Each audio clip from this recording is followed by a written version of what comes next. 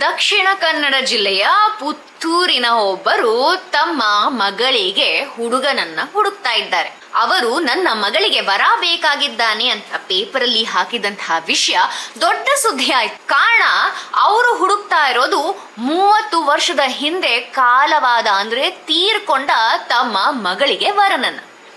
ಹೌದು, ಇದನ್ನ ಪ್ರೇತ ವಿವಾಹ ಅಂತ ಕರೆಯಲಾಗತ್ತೆ. 30 ವರ್ಷದ ಹಿಂದೆ ಅಸುನೀಗಿದ್ದಂತಹ ತಮ್ಮ ಮಗಳಿಗೆ ವಿವಾಹವಾಗಿರ್ಲಿಲ್ಲ. ತುಳುನಾಡಿನ ಪದ್ಧತಿಯ ಪ್ರಕಾರ ಆ ರೀತಿ ಮದುವೆಯಾಗದೆ ತೀರ್ಕೊಂಡಂತಹ ಯಾವುದೇ ಆತ್ಮವಾಗಿರ್ಬೋದು, ಅದು ಸಂತುಷ್ಟವಾಗಿರೋದಿಲ್ಲ, ಪರಿಪೂರ್ಣತೆಯನ್ನ ಅಥವಾ ಮುಕ್ತಿಯನ್ನ ಹೊಂದೋದಿಲ್ಲ ಅನ್ನುವಂತಹ ನಂಬಿಕೆ ಇದೆ. ಇತ್ತೀಚೆಗಷ್ಟೇ ಅವರ ಮನೆಯಲ್ಲಿ ಸಾಕಷ್ಟು ರೀತಿಯ ಸಾವು ನೋವುಗಳು, ನಷ್ಟಗಳು ಆಗ್ತಿದ್ದಂತ ಹಿನ್ನೆಲೆಯಲ್ಲೇ ಈ ರೀತಿ ಆತ್ಮವೊಂದು ಸಂತುಷ್ಟವಾಗಿಲ್ಲ, ಆತ್ಮಕ್ಕೆ ತೃಪ್ತಿ ಸಿಕ್ಕಿಲ್ಲ, ಹಾಗೆ ಮುಕ್ತಿ ಸಿಕ್ಕಿಲ್ಲ, ಹೀಗಾಗಿ ಪ್ರೇತ ಮದುವೆಯನ್ನ ಮಾಡಿ ಅಂತ ಅವರ ಮನೆಯ ಪುರೋಹಿತರು ಹೇಳಿದ್ರಂತೆ. ಈ ನಿಟ್ಟಿನಲ್ಲಿ 30 ವರ್ಷದ ಹಿಂದೆ ಗತಿಸಿದಂತಹ ನನ್ನ ಮಗಳಿಗೆ ನನ್ನದೇ ಜಾತಿಯ ಬೇರೆ ಗೋತ್ರದ 30 ವರ್ಷದ ಹಿಂದೆ ಗತಿಸಿದಂತಹ ಯಾರಾದ್ರೂ ವರನಿದ್ದರೆ ಪ್ರೇತ ವಿವಾಹ ಮಾಡಿಕೊಡ್ಲಾಗತ್ತೆ ಅಂತ ಒಂದು ಪೇಪರ್ ಅನೌನ್ಸ್ಮೆಂಟ್ ಕೂಡ ಕೊಟ್ರು.